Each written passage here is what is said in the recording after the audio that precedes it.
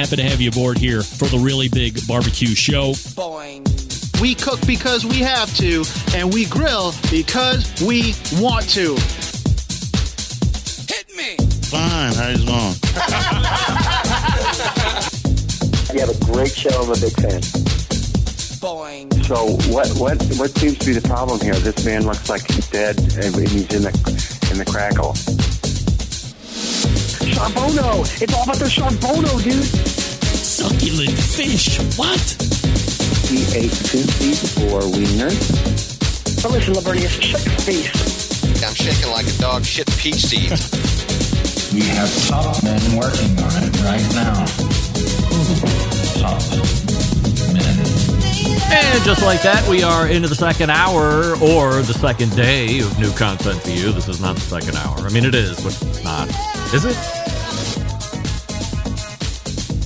In any event, it is the Barbecue Central Show, where we talk about all things important in the world of barbecue and grilling. The show originating from Palm City, USA, Cleveland. Still to come on the show today, a monthly visit from our pal in the second hour, typically Sam the Cooking Guy. CookingGuy.com, shopstcg.com are his websites if you would like to frequent those. This is where I would thank you for watching the show live, but we're not doing it live. We'll do it live. No, we're doing it pre-recorded. We'll do it live. No, Bill. First hour, you were insistent we're doing it live. This hour, you're insistent we're doing it live. We are not doing it live. We are doing it pre-recorded, but all brand new, leading into the September, or what would have been the September live show, September 2nd live show. On a Tuesday night, I am at a dinner, and I am unable to make the live show Tuesday night, but we have brand new interviews. You just heard Malcolm Reed yesterday, and you will hear Sam the Cooking Guy coming up here in a few moments. Coming up on Best Moments of the Barbecue Central Show in 10 minutes or less this coming Friday, episode 398. 2 away from 400, if you can believe it, bringing you back to September 15th of 2011. And this week, featuring someone who was a real trailblazer for the show back in the day. In fact, I will go so far as to say she was the very first embedded correspondent for the show, years ahead of the embedded correspondents that you have come to know and love. Her name is Kelly Dodd. Anybody remember the name Kelly Dodd? At that time, 14 years ago, Kelly was just a kid who was into competition barbecue because her dad was a pitmaster for a team called Who's Smokin'. Kelly's dad, Brian, reached out to me and asked if Kelly could do some on-site interviews to return back to the show for playback. Competition barbecue, very popular at that time, and she got some great interviews. In fact, the segment that you are about to hear this coming Friday has some of the most famous competition barbecue teams of all time. It might blow your mind how accessible these folks were 14 years ago. And depending on where you are in your listenership of the show, you might have no idea who any of these people are. Now, 14 years later, Kelly, out of college, doing her own thing. But this was a pioneering segment. She had done a number of these over the course of a handful of years. Brian was actually, and I apologize, Brian, if I'm getting this wrong off the top of my head, was in the DEA. He was on TV once, I think, talking about this huge bust that him and the crew did back in the day. Nevertheless, competition barbecue guy, and said, hey, Kelly's into potentially getting a broadcast career going, might be thinking about getting into that. This would give her some good quality experience going into interview, asking questions and so forth. So what you are about to hear is somebody who was a high schooler at the time, and again, pretty groundbreaking stuff in 2011. Nobody else was doing this on any other show. And this is really blazing a trail for what ended up being now the embedded correspondent segment, although I probably didn't even know it back then. Also, I wanted to follow up on an item from last week during the embedded correspondent segment. I asked the question, if anyone cared about the logo change for Cracker Barrel. Matt then chimed in with some more breaking news that the logo was going back to the original one due to the social outrage over Cracker Barrel saying that they were going to be changing their logo. Now, semi-shockingly, a number of you emailed me and said that you were also pissed about the logo change. And then you felt vindicated after the reversal was announced. Gang, shake yourselves. It's a logo. It's not even real life. It's a picture. Changing a picture does not change the actual physical establishment itself. Perhaps more importantly, does not change how good or bad the food is within that establishment. You could have no logo on that place, and whatever happens inside isn't going to be affected in any way. The true issue is this. Now, this is not a political show, and I am not making a political statement or turning it into a political show here.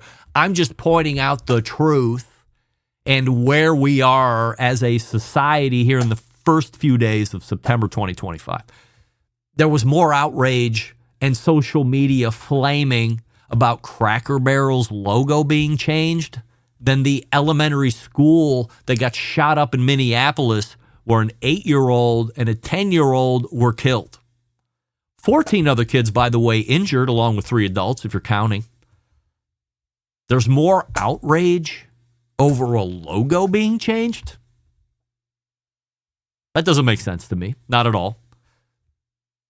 You can't be more angry over a logo than a human life. If you are, you're a bad human. Full stop on that. Again, this is not a political rant. I support the Second Amendment. I have many guns.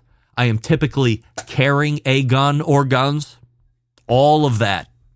But I can certainly see where my life does not change with the changing of a restaurant logo. Meanwhile, the people in Minnesota have had their lives change forever, some in the worst imaginable ways possible. And the sad state of affairs is this. That story didn't even make the lead in Cleveland when it happened. Didn't make the lead. Food for thought. Logo outrage outweighing children being shot up by maniacs. Here's where we are on the second day of September 2025. Food for thought. All right, Sam the Cooking Guy is coming up next. By the way, if you are a business in the world of barbecue, if you offer a service in the world of barbecue or grilling, live fire, whatever, we got a couple open advertising slots, if you could believe it. That usually doesn't happen. So, if you want to jump on board, it's probably more economical than you think. Thousands of dollars, of course, but not tens of thousands of dollars. Plus, you're being exposed to a target market that is already into barbecue and grilling. They're a warm market. These are your target demos. So, if you want to put together an advertising package or sponsorship package, however you want to say it, happy to reveal all the numbers for you.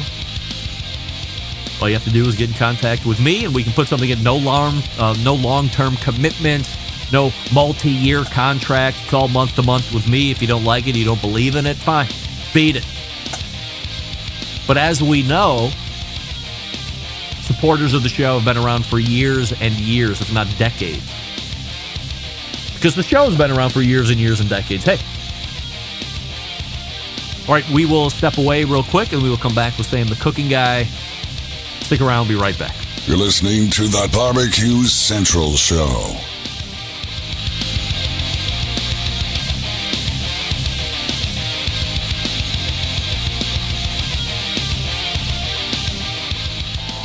Howard Stern, Jim Rome, Dan Patrick, and Greg Rempe. The Mountain Rushmore of talk show entertainment. Now, let's get back to the Barbecue Central Show. And this portion being brought to you by Pit Barrel Cooker, the most unbelievable outdoor cooking device on the planet for upright barrel cookers. You can go to pitbarrelcooker.com and see all the 3 sizes they currently offer, and then buy all the accessories that will really complete your pit barrel cooking experience. Again, it's pitbarrelcooker.com, and tell them I sent you personally. There could be a massive discount or no discount. But you don't ask, you're not going to get it. Anyway, 4th Tuesday of the month in the second hour can only mean one thing if this were a live show. Sam, the cooking guy, joins us. Hey, Sam. What's up, my friend? Appreciate you taking time out over the weekend to pre-record some brand new content to the Centralites, as I am what I'm forecasting to be a neck-deep at the present moment dinner that is taking place with high level, way more high level than me. Owner of my company, owner of one of my best customers' company. Everybody wanted to meet everybody finally, and I'm the conduit. I'm the matchmaker, making owner of Ohio Machinery and all family of companies come together. I'll probably soon be aced out of the whole relationship, but why not? And where will you be at this dinner? Ken Stewart's Lodge in Bath, Ohio. Oh, never heard of either of those places. Bath, Ohio, home to the compound that LeBron James made back when he was playing here. It's still there. He still frequents the property, but that's the only reason anybody probably would have heard of Bath otherwise. Sleeper town. And this restaurant? Never been, but I've heard great things. When I live this close to Cleveland, I'm not going 40 minutes south to Richfield, Ohio, or Bath to eat. When you go to a restaurant you've never been to before, do you scope the menu in advance, or do you like to be surprised? Yes, I've studied it feverishly. And what do we think we're ordering? There's lamb on the menu, so it could be lamb, rack of lamb. There is lamb has been all over this show lately, hasn't it? Love lamb. Yeah, love lamb. I scoped out the meat program on the menu, of course. That looks pretty good. Yes. And I plan on a very conservative breakfast lunch program, so I don't have to, put any guardrails on my dinner eating. Yeah. And who's paying? Well, I assume Ken Taylor from Ohio Machinery is paying, our boss, since he wanted me to make the date. Okay, so you go out for a business dinner. Yeah. Somebody else is paying. Mm-hmm. Where do you land on pricing? I mean, are you going to? It's a great question. In my world, in the Yiddish Jewish world, there's a term. Maybe you've heard of being a schnorrer. Yes, of course. Yes, probably from the Stern Show. I've never been accused. I've only been accused of being a mensch. A mensch, good. So a schnorrer is somebody that sort of takes advantage, right? Yeah. Oh, F it. I'm going to have the $150 Wagyu steak. Yeah. Just because somebody else is paying. I don't give a shit. Give me a side of lobster with that too, please. Mm-hmm. Is that you, or you're more moderate in your choosing? So this is a great question, and there's 2 sides to this. Yeah. If it was me being the host and payor, and I was bringing Michael Liptek Jr. to dinner, the gloves are off. Everything is open. Everything is available. Get 10 if you want. I'll do the same thing, and I'm turning that expense report in. Of course. Since the owner of Ohio Machinery. So then that's not you paying it, but I understand what you're. Now this one, because of course, Ken Taylor is going to want to have the flex of dropping the card at the end of the night to show he can entertain. I will go last in the ordering process for everything, drinks, and then food. I will see what everybody else does, and then I will meet. Go ahead. Wait, the server comes to the table. Yeah. Is all just guys? Yeah, there'll be 4 guys. Okay, gentlemen, we have a couple specials you should know tonight. Yes. He's standing right beside you. Yes. We've got an Australian lobster tail, but just flown in today. We've got the lamb business. We got this. We got and there's always some vegetarian option these days. And tomato concasse with zucchini, whatever, right? It's very good. Any questions so far? No, we're good. Your drinks are on their way. Let me start with you, sir. What would you like? And he looks at you. I'm going to need a minute. I'm going to need a minute. Can you circle back around? And is this so you can scope what the others are having and you know where to place your order? Yes, absolutely. Is that it? Yeah. Got it. When the owners of companies are in my presence, I follow the lead. I am not the one that dictates. Unless, here's another or a third head to this potential monster. The owner knows I'm kind of a web celebrity and a barbecue and grilling expert, meat snob, whatever you want to adjectivize me as. Yes. So he might say, hey, in advance, what are you going to get? What are you recommending? I might follow your lead. You're the meat expert. And then it's a whole different thing. I might say, well, I was looking at XYZ because of these reasons. However, so I might give a couple different options. And then since he has brought my expertise into the evaluation, then price is now not a factor. We're not looking at price. I'm not, because I'm being asked to evaluate the meat program specifically. It's not simple. So the owner goes, fuck it. Let's have that $150 Wagyu steak and throw in a side of lobster. You gonna replicate that? And I'll tell you why. The last time I was taken out was the infomercial that I shot in Tampa. Hence my comment to you the other day about Tampa. Tampa's a trash city, I believe you said. I didn't say trash city. Anyway, I sit down at a steak restaurant with 4 other guys. And I think they all went like the big fat Wagyu. Yeah. I didn't. They went high and I went moderate. Where'd you go? I went to a ribeye. That wasn't very good, actually. And I don't know how their Wagyus were. Why? To be different? I don't know. I just you wanted to show that you weren't the guy that was just going to also take advantage of an expense account? I think that's where I land on. Yeah, but you weren't paying. No, I wasn't. Yeah, well, then you're allowed to get what you want. If you're the one being entertained, it's open. I realized that. I didn't. I really wanted a ribeye. All right. I almost got swayed by the whatever, but I didn't. Nope. I didn't want it. So here's the other issue for me. Yeah. I don't know if I will get a steak if I feel the tenor of the table is one that requires me to get a steak. Otherwise, I'm not going to get a steak. I don't care what steak restaurant I'm going to, unless I'm in Indianapolis and we're going to St. Elmo, which has never, ever failed to produce nothing less than spectacular steak for me over these many years.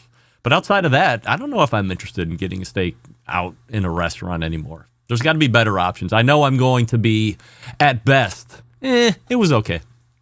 Yeah.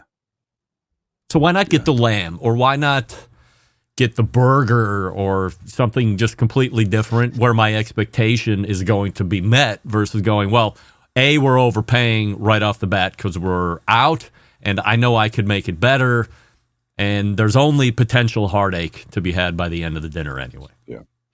Okay, so that trip to Tampa, my ribeye was disappointing at best.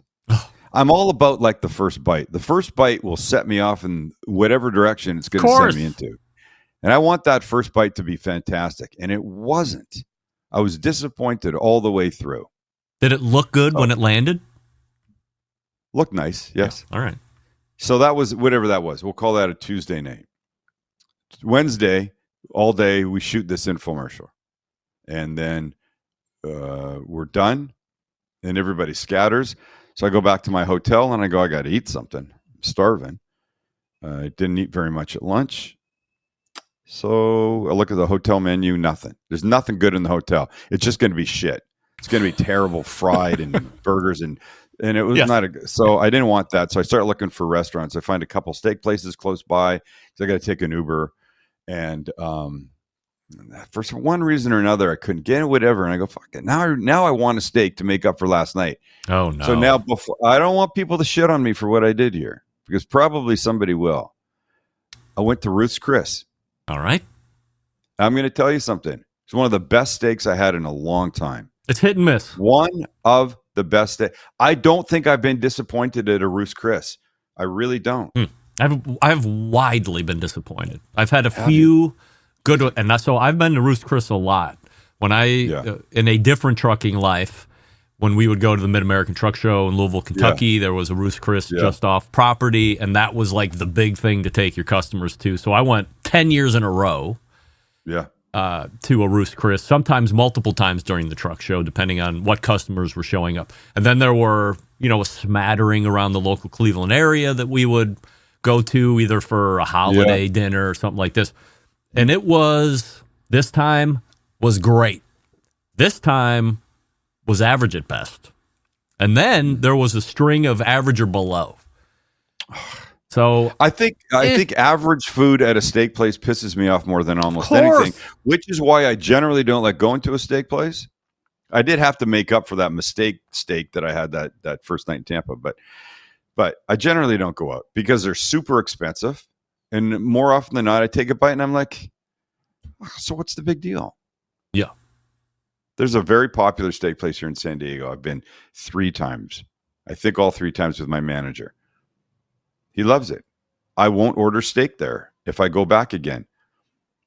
Does it rhyme with Outback? It does not. Okay. It's expensive too. Yeah. I mean, shit. Does he like it? The other thing. Does he like it? He likes it. He used to like it more. Now he agrees with me. It's not that great. So anyway, restaurant etiquette. It's an interesting thing. Could be you figure out one of your questions, one of your YouTube poll questions. It could be one Monday. I bet if we took a broad poll of all of my fans, the overwhelming majority would say they would prefer to make their steak at home than go out to a steak restaurant because they're probably going to be disappointed. Now, in saying that, the vast majority of people who are not listeners of this show, which is shocking, they will go to the big-time steak restaurant once a year or once every so often or on the company dime. And in their mind, they already have it building up as this is going to be the best or one of the best steak experiences I've either ever had or I'm going to have this year. And then they get it and they believe that they've just had a great steak experience as well. They don't have a lot of stuff to compare it to. They are not a great steak cook at home. So knowing those things, this has to be an elevated experience. There's white tablecloth. There's the snooty waiter. There's the fucking guy that runs the broiler who will not tempt steak because he's a professional. Meanwhile, it comes in wildly undercooked, but whatever. We all know these things, but I think the vast majority, like with most things, thinks that that's the great steak. But in reality, it's average at best most of the time. Can there be killer experiences? Yes. As I said, I've never had a bad experience at St. Elmo ever once. But that is evidently few and far between. I've been to Morton Steakhouse a number of times. I've never had anything better than average. The seafood tower is 10 times better than the steak at Morton. My very first steak experience in the United States was at Morton's here in San Diego. There was 4 couples, big round table. Walked in, smelled amazing. Had that steakhouse vibe. Yeah. The big fat cocktails everywhere. Everything's good. The salads came, whatever they were, crisp, cold, delicious, blue cheese wedge, whatever the shit was, it was great. Had a ribeye, came out, dropped in front of me. Fuck, it was one of the prettiest things I've ever seen. Took my first bite and I was like, well, damn, this is just effing boring. What is all the noise about? Never gone back to a Morton's. If you evaluate, or upon evaluation, the thing that sticks out as being the best part of the meal is the crisp, cool salad wedge. You've been fucked. Right. You've been fucked. I know. Call yourself a salad restaurant that also serves Morton's steak. Salad Restaurant, side of steak that's average at best. Wow. Yeah. Listen, going out's expensive. I don't. Now more than ever. There's attitude from servers like they're doing you a favor. San Diego is not a professional server town like a Chicago, like a New York. It's not, right? Oh, they've got beach kids here. It costs a lot to live there. Way more than Chicago. I'm just saying, the level of staff in a Chicago or a New York restaurant in general, and maybe this is a wild generalization, but it's much higher. They're like professionals. Here look, I'm not painting such a broad brush that everybody now listening is going to hate San Diego servers, but come on.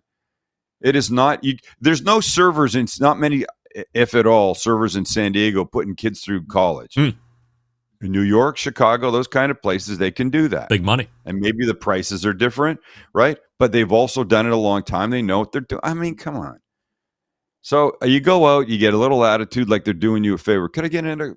Okay, maybe I'll find some. Would you get a second today? I'm running to the kitchen, brah. I'll be right back. Yeah, you know what else I hate? What are the things you like on the menu? They roll off 4 things. They're all at the top end of the price. Yes. Do you know why? Don't tell me yes for the tip. Yes. Don't do that. Ask a few questions. What are you feeling like? Are you a meat person? Are you a fish person? Do you like vegetables? Let me tell you what things you might like. Do you know, not that it happens hardly anymore, people paying in cash, but you know what the old how to get a better tip trick was back in the olden days? No. So bill comes, you pay by cash. There's now going to be, I don't know, a substantial amount of change coming back to you. Yeah. So you count the change out, and so I'm going to put the change stack in front of you with the largest bills on top and the smallest bills on the bottom, because history has shown people tip from the top. So if there's a 20 or a 50 on the top, there's a better chance you're going to get that than them kind of flipping it over or leafing through it. Having been a server in my life, I'm always bigger bills on the top. Always. That's a good move. People tip from the top. You know what I don't like? You give them cash, and as they start to walk away, they go, "Do you need change back?" Let me decide. Just bring it and put it in front of me. Now, yes, I need everything back, and now you've just lessened what you're going to get. Do you know why you hate me more than you even do? Secretly? Why? Because when I see cash in the folio and not a card, I take it and go, "Thanks for coming. Have a great night." I'm not even assuming you want cash back. I'm taking it. Really? Yes, absolutely. And then you go, "Oh, no. We're gonna need some change." And you only have $100. We're gonna need some change for that. Oh, okay. I'll be right back with that. And then bigger bills on top. Broad, right? Or bold. Yeah. Bold. Irreverent.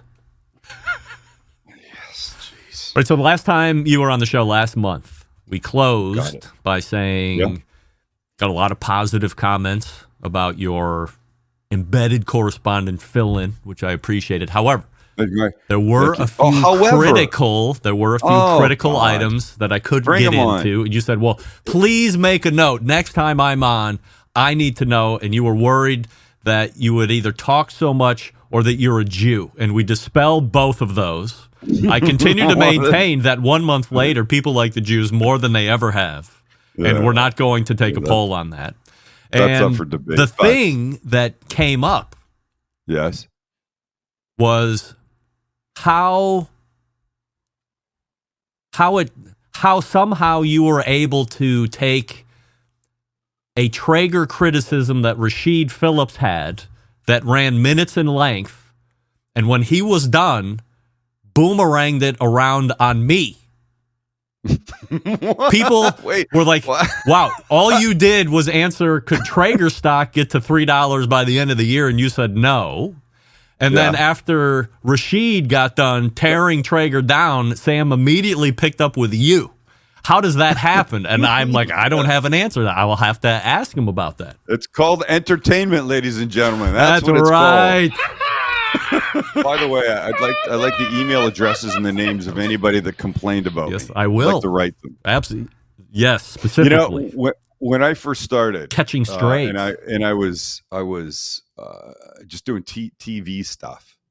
I was on a local morning show twice a week, Mondays and Fridays, with a 90-second segment that they would come shoot at my house, edit them, and then they would play on the station. I would be there with the food. I remember Sam's here again today. What do you got? We got barbecue chicken pizza. Great, let's watch. We'd watch the little 90-second thing. It would come back from the package. I'd be at the desk with them. The pizza would be in front of us. Everybody would taste it, and we'd have fun. I would get emails to the website saying, hey, you're a fucking idiot. You shouldn't be on TV. Who would let you there? By the way, you don't know what the F you're doing, any of that stuff. And I would write back. I go, no, you don't understand. Like long response. You don't understand. Wow. I'm not trying to be fancy. I'm not trying to do over the top stuff. It's, not the... I'm a regular guy cooking for regular people. I want people to be able to watch, just like you.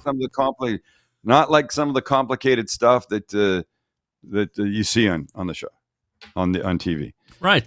And then one day Keller's like, "What are you doing?" I go, "What do you mean?" She goes, "You're making yourself nuts." I go, "I know." She goes, "Stop caring about them. Care about the people that like you." Oh, that was a revelation. It was a revelation. Yeah, but people's innate human want is for people to like them. So never mind the people that like you. Let's go ahead and convince the people that seem to not like us to like us. We can fix that, right? God.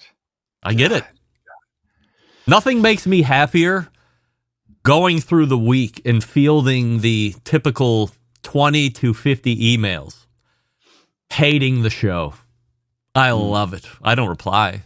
Sometimes if it's a real good one, like they've really taken time to tell me what a dick I am, I will go ahead and read it and then react to it, but just for fun. Yeah. But I've never written anybody back because, boy, do I care less. Or I couldn't care less. I've never watched a TV show, listened to a podcast, watched an episode of something on YouTube, and hated it or been so pissed off that I've been moved to email or text or whatever. Yeah. But I get those. I'm like, well, so what are you watching for? I watched last week and you were stupid and you didn't know how to do something. And then I watched this week and wow, I was amazed. That chicken wasn't cooked there. Why didn't you let it rest? And all the blood, the whatever that came, that guy. I go, so why are you watching? My grandmother's expression was, that's why they make different flavors of ice cream. You don't like my flavor of ice cream? Stop fucking ordering it. Go get something else.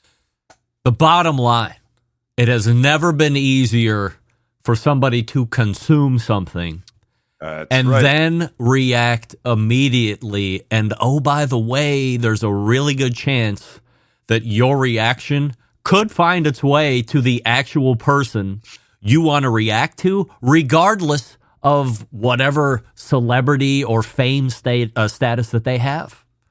A lot of these folks run their own social media. It's the only way they can be themselves because management wants them to be a certain way or the PR person wants them to be a certain way, but their social media allows them to say what they want to say. Look at the president. He's got his own social media. The guy makes, if I was president of the United States, I wouldn't post on social media, period, ever. I would be away from social media. But everybody has the ability to react. And 30 years ago, you could sit in your TV room and go, Sam's a fucking idiot. But that's all you could do. That's all it would do. I imagine. Can you imagine penning a letter? I couldn't imagine. I envision these people to be the same type of person. It's a middle-aged guy, 45, getting close to 50, living at home in his mother's basement. That's not me. And he's wearing white BVDs.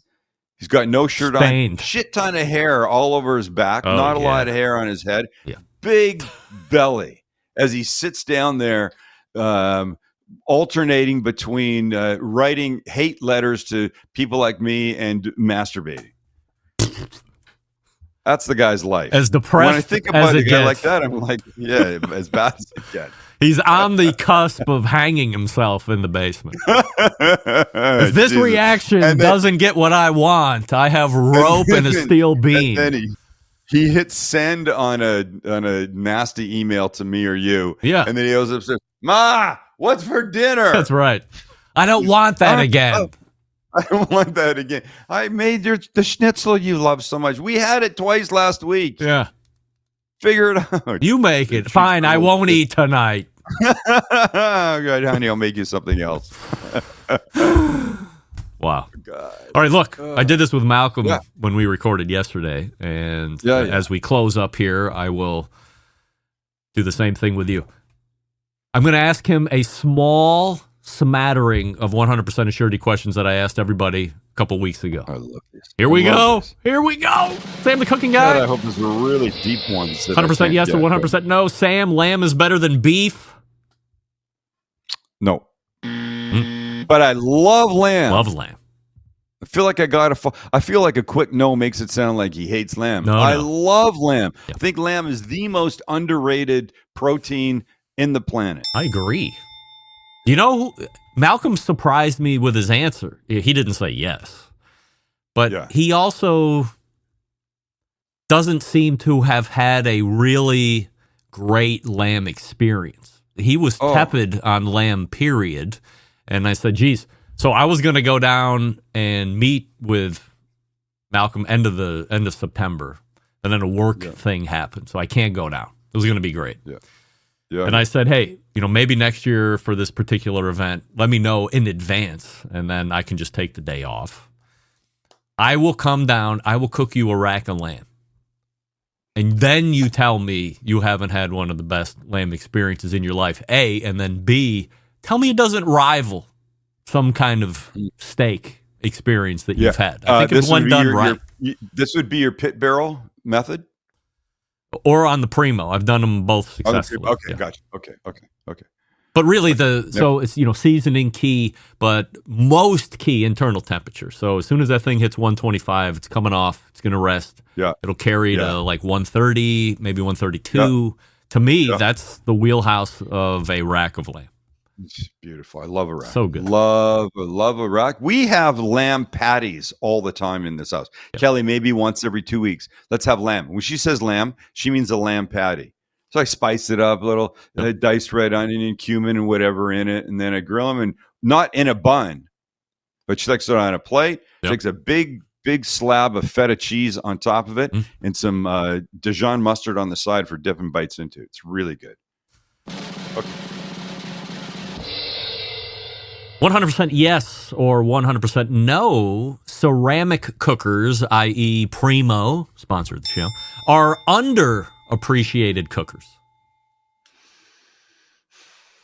I listened to this question the other day, and I didn't really have a good answer for it then. I don't know that my knowledge of the business is great enough to say, are they underappreciated? Underappreciated. That's underappreciated.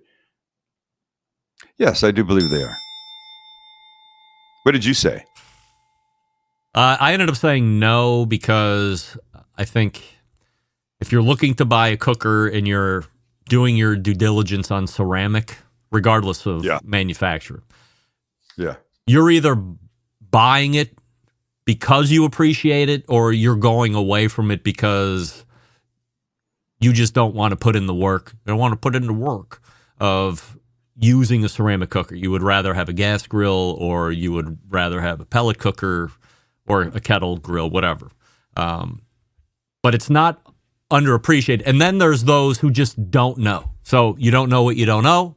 So it can't be underappreciated because you don't know. I still think ceramic cookers should be more well known by every backyard ham and egger out there, but they're not because that portion of the industry as a whole has done a really shitty job of marketing how great their cookers are. Let me ask you a question. Yeah. Let's say you have a gas grill. Yeah. You got a smoker of some type. Yep. Well, let's call it a pellet, right? I have a Traeger. You got a pellet smoker. You got a gas grill. You can only buy one. You buying a ceramic, or you're buying like a Weber. I'm going to buy this. I'm going to buy the Primo. This is a poignant question from Sam the Cooking Guy. This has been the summer of Primo for me. Many times during the week. I keep thinking I need to join that group. Go ahead. Yeah. Tell me why. If I had a Primo, would I use it instead of my Weber? Yeah. Absolutely. Is there? I know the Primo's built way better. So I think where the benefits are going to lie for a guy like you or a guy like me are the following outside of a kettle style grill. Kettle grills aren't going to be nearly as fuel efficient as the ceramic cookers because of material. So right off the bat, if for nothing else, Like, are you going to get a different flavor profile out of the kettle versus the Primo? Absolutely not. Are you going to wait? Primo's not ceramic, is it? Yeah, absolutely. I thought it was like metal. Primo, Big Green Egg, Kamado Joe, and then there was what's it called? It used to be called the Bubba Keg, but there's a Canadian company now that bought it, and they're the ones that own whatever the Broil Keg or whatever the hell they call it. That's the metal one, but Primo's ceramic, and the best ceramic cooks out there right now are going to be Kamado Joe, Big Green Egg, and Primo. Got it. Okay. Primo being the oval. You're right. You're right. I was thinking something else in my head. Yeah. I don't know what I was thinking. Okay. So just on fuel savings alone. And they make the oval one, right? They make the oval. Yeah. Primo oval. Okay. So that's great. Okay. If for nothing else, you're saving money every time you cook on the Primo versus a kettle cooker. Number 2, the ability to hold heat for such extended periods of time. You can't get that with a traditional Weber kettle. Now, Weber does make the Kamado Summit charcoal grill. That's a dual wall. There's more insulation properties there, but I want to get in the weeds. So if we're just comparing regular kettle to Primo or ceramic, so long heat retention there, and then you can go low and slow, and then you can do super high heat and everything in between. Okay, I'm taking back my question because now I realize I had Primo confused with something else. That's why I questioned whether it was ceramic. So yes, I don't think that would not be a good comparison. So I would take the Primo, of course, over that. Now I got to think of what I was thinking of. And by the way, I have used it more because I have gotten over my mental hurdle of always hearing charcoal takes long. Like, I know it doesn't, but then when you have it, you just fall back into the same old bullshit. And for whatever reason, I didn't force myself to use it. I just used it. I have the Grill Blazer, charcoal gun, whatever, hooked up to a 20-pound propane tank. The charcoal is rocking and rolling inside of 5 minutes, and then it'll get up to temperature in 15 tops. Plenty of time to go in, do whatever I need to do from a preparation standpoint, easy to dial in temperature. And I just have used it at least twice a week the whole summer. I use a chimney. Do you not use a chimney? I don't have to. I have the grill gun. I guess I don't have a grill gun. Yeah. Want me to send chimney you gets you there in 25 minutes. I'm good. Tops. It gets you there in 25 minutes anyways. I used to be the guy that said, I don't want to use charcoal because I didn't want to take that time. Yeah. I was this. When I want to eat, I want to eat. F it. I'm not waiting around. I can turn on my grill, my gas grill, in 5 minutes, it's ready to go. Wow. Yes, that's true. But here's the thing. You're not going to cook your proteins cold. So take them out of the fridge. While they're coming to temp on your counter, you get the charcoal going. It's perfect. And the flavor, it's 2,000 times better. Okay, keep going with your question. By the way, I'm not hating. We are not hating on gas grill folks either, because I am a huge proponent of gas grilling, and if that's what you like, then that's what you like. Yes, I'm not going to be like a lot of people in my industry who roundly take a shit on people who prefer gas grilling. I'm just saying I have come to find that I love the Primo this summer, even though I've had it for 2 summers previous to this, and shame on me. Sam, 100% yes or 100% no. Redmond salt is highly overrated. No clue. I guess yes. Yes. I guess so. That. Have you ever heard of it? No. Okay, I never heard of it. Yeah, I heard of it the first time when I was listening to when you Rusty guys last was week. talking about it. Yeah. From Utah. Oh wait, do you pay $10 for a pound of salt? No, I don't. Okay. Sam, 100% yes or 100% no. You have eaten at a Cracker Barrel before. 100% no. Me too. I'd like to, but and I've not eaten at a Waffle House. I'd like to eat there. I have too. eaten. I just don't want to get in a fight. Yeah. Well, you don't have to, right? You can just go in the morning. I think don't you go have late to, at night. don't you? No. Oh, okay, that's the key. Yeah, okay, go in good. the I thought nighttime, drunk time. Okay. Follow-up question to Cracker Barrel. You care about the logo change that ended up being a non-logo change? I do not care at all. Who cares? Right? I do find it interesting that it went the way that it went. I mean, I've never seen such a reversal. Pure. Yeah, over a logo.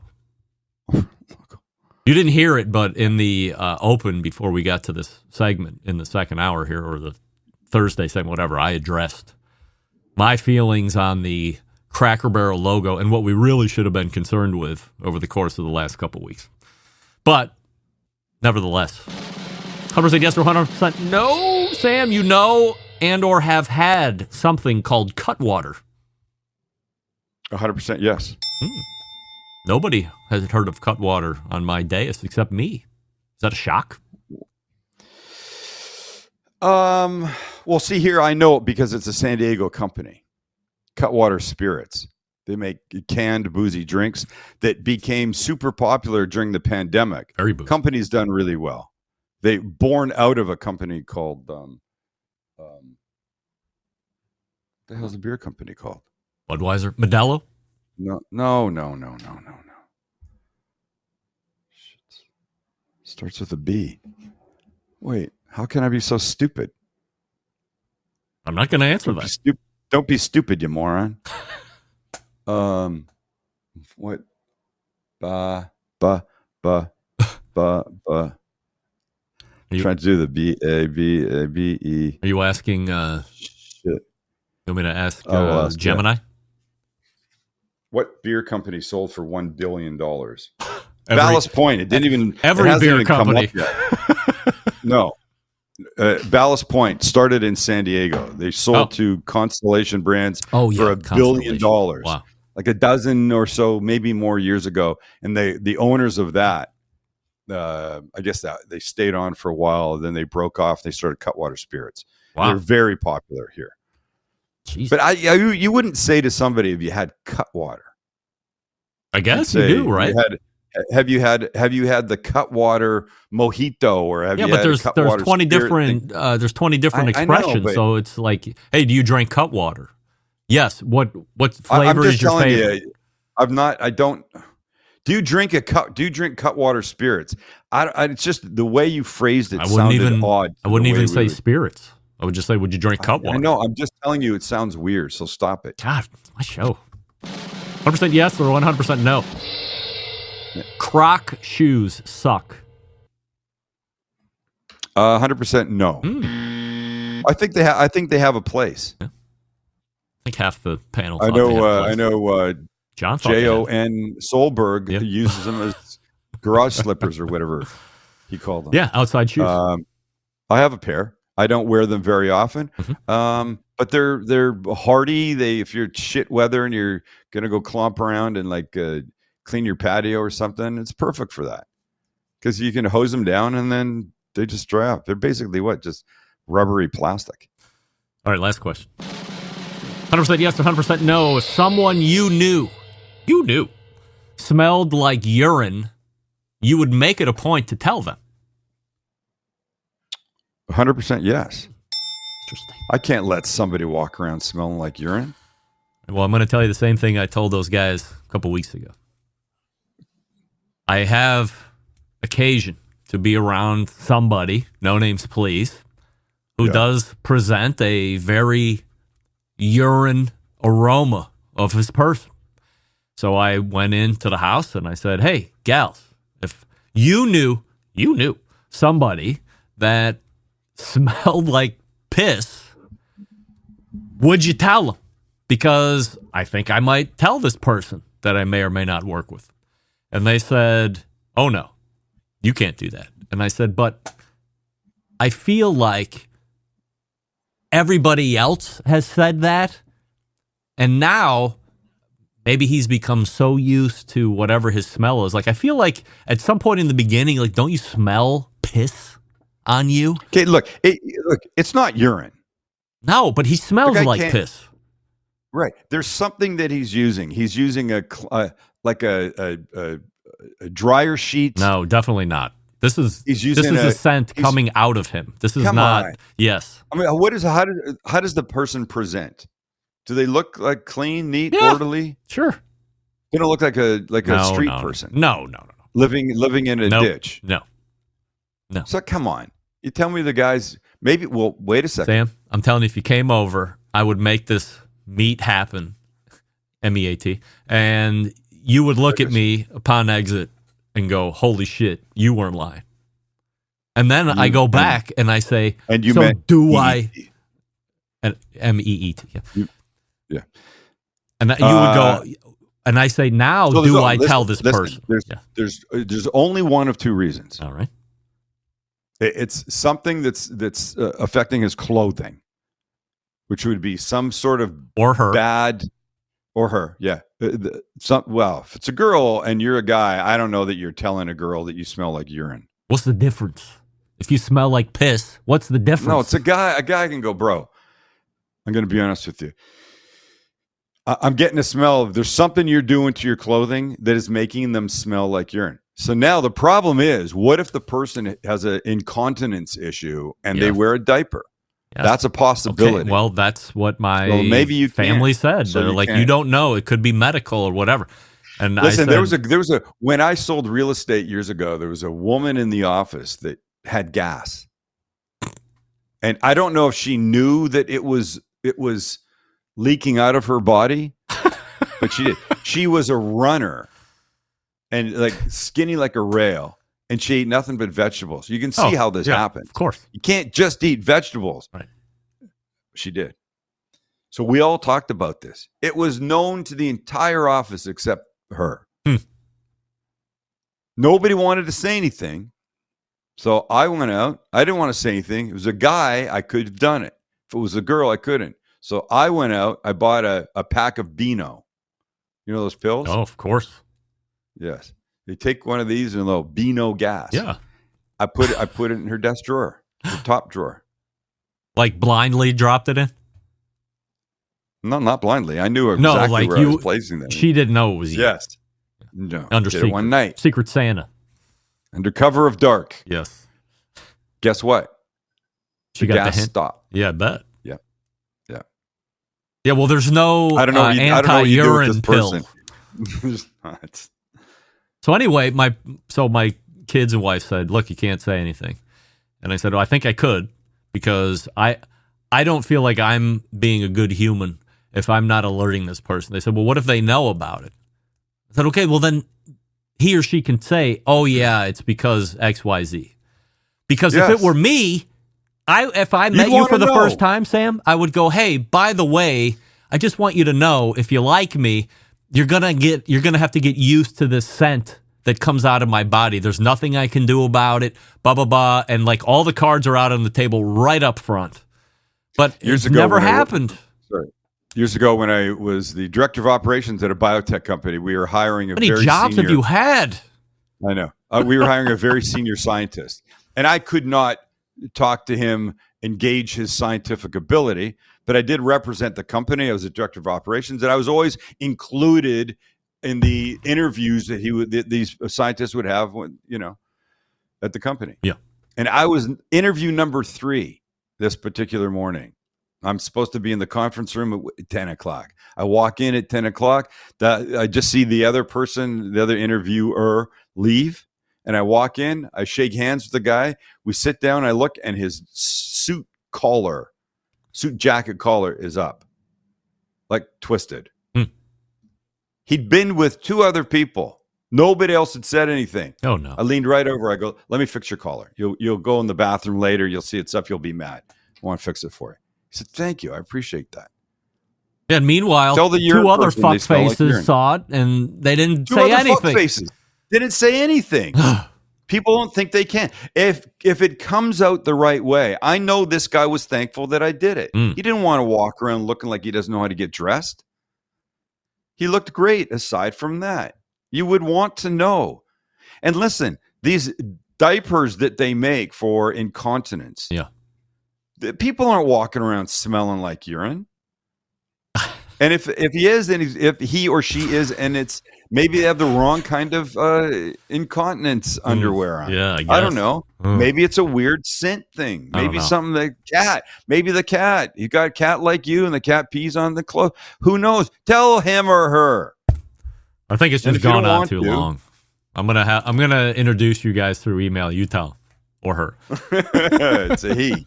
Her or him. Wow. All right, Sam. What do you have coming up What should we be looking forward to over the next couple of weeks before we see 30 you Days again of Eggs on Instagram. Go watch that. Wow. Still. Go watch my 30 Days of Eggs. Good Lord. I've got 5 more left this week coming up. You've cooked every egg recipe possible. No. I don't even know if there's 30 egg recipes.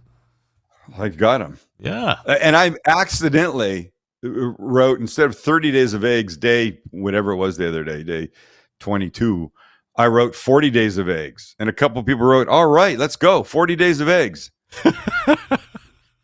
I was so sorry. The day I started it, I was so sorry I did. Yeah. Because I'm editing them myself, and I don't have any editing skills. I'm good in front of the camera. I'm not good behind. They're fine. The first couple, I was just showing you the food already made. Then I got better, and now I'm cooking a few things, compiling, really that kind of stuff. I got my mic issue figured out and camera shit figured out. So I'm getting better. Yeah. And now I'm enjoying it. So what's next? Are you going to do 30 days of something else? 30 days of peanuts? Oh, I have another idea. I'm not going to say it out loud because I don't want it to, in case I change my mind on it. Yeah. You put it out for consumption. Yes. People are going to hold your feet to the fire.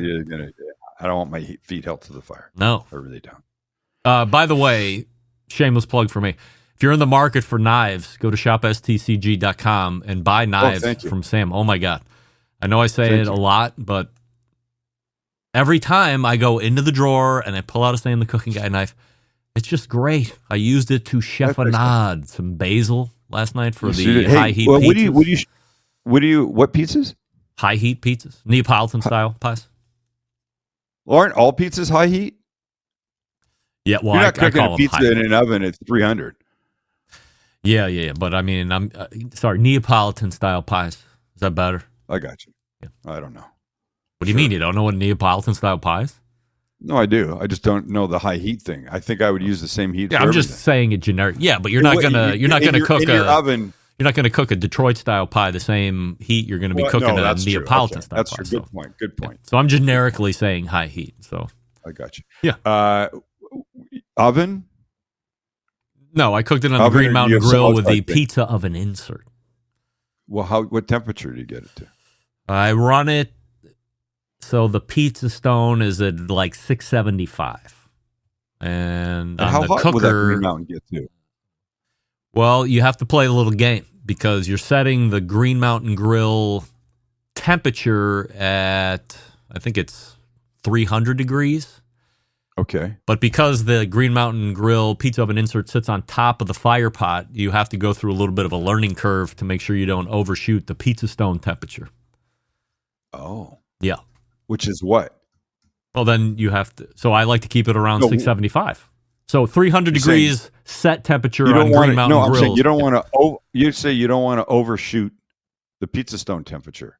Well, yeah, I found that into the 700s or more. A lot of people tell you, I cook my Neapolitan style pies 1,000 degrees in the oven. Yeah, well, like you're a fucking maniac. So you have zero room for error, in my opinion. Once you get plus 700 degrees, the thing starts to burn. You're fucked. Yeah. So I have an uni that I use every so often, and I cook somewhere around 700-800, but thin, and then they're only in there for a minute and a half. Yeah, but are you taking temperature of the stone? Yeah. Oh, okay. Like that seems to be the key, right? Yeah. So I like uni will get up to almost 1,000. Yeah. Right. I don't like to cook at 950 degrees, but yeah, I'm good 700-800. Yeah. So I found like the Green Mountain Grill whole apparatus seems to work best for me. 675 might take an extra minute to give everybody their pizza, but you're doing it in 3 minutes instead of a minute and a half.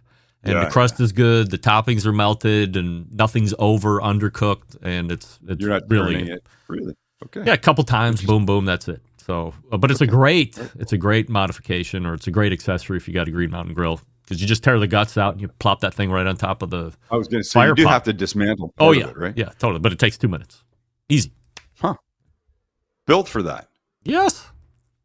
Specifically. Interesting. It's the best. Okay. I'll send you a picture. Okay. I'd like to see that. Thank you. All right. So get knives from Sam if they're in stock. I know you've had a little bit of a stock issue on some of those things, but notify me. You won't be sorry for yourself, or if you're going to be gifting, I might say as we come into the holiday season, believe it or not, as 2025 rapidly coming to a close, These would be great gift ideas, and they're not too expensive, but holy shit, the quality is so good. And you get to see Sam's face. Every time I pull the knife out, I go, hey, it's my buddy Sam. And I'm rocking away doing the culinary stuff. There it is. Right on the butt where my face belongs. That's right. Sam, always appreciate the time, and we will see you in September. Or, I'm sorry, we'll see you in October.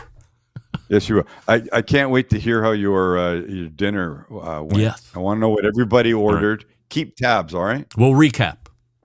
Thank you. All right, looking forward to it. All right. See you.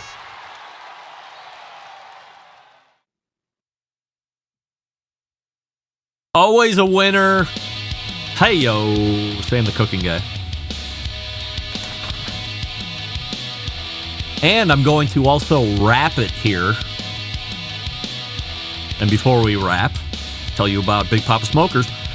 Whether you're chasing grand championships or aiming to impress your backyard cookout friends, Big Papa Smokers has the rubs that deliver results, trusted by competition pros and backyard grillers just like me. The award-winning lineup like Sweet Money, Competition Brisket and Steak, Cash Cow, Cattle Prod brings bold and proven flavors to every cut. And for a limited time, they've brought back the fan favorite Cucaracha for a fiery kick that turns up the heat on any cook. Highly recommended. Barbecue Central Show listeners, this one's for you. Use promo code BBQCentral25 and all together at checkout for free ground shipping now through October 31st. So you got a couple months left. Actually, 2 months to the day as I'm recording here, August 31st on a Sunday. Again, that's BBQ Central 25 at checkout for free ground shipping over at BigPapaSmokers.com. Buy all the rubs, gang. I mean, they're so good. And we are back to wrap the show right after this. Stick around. We'll be right back.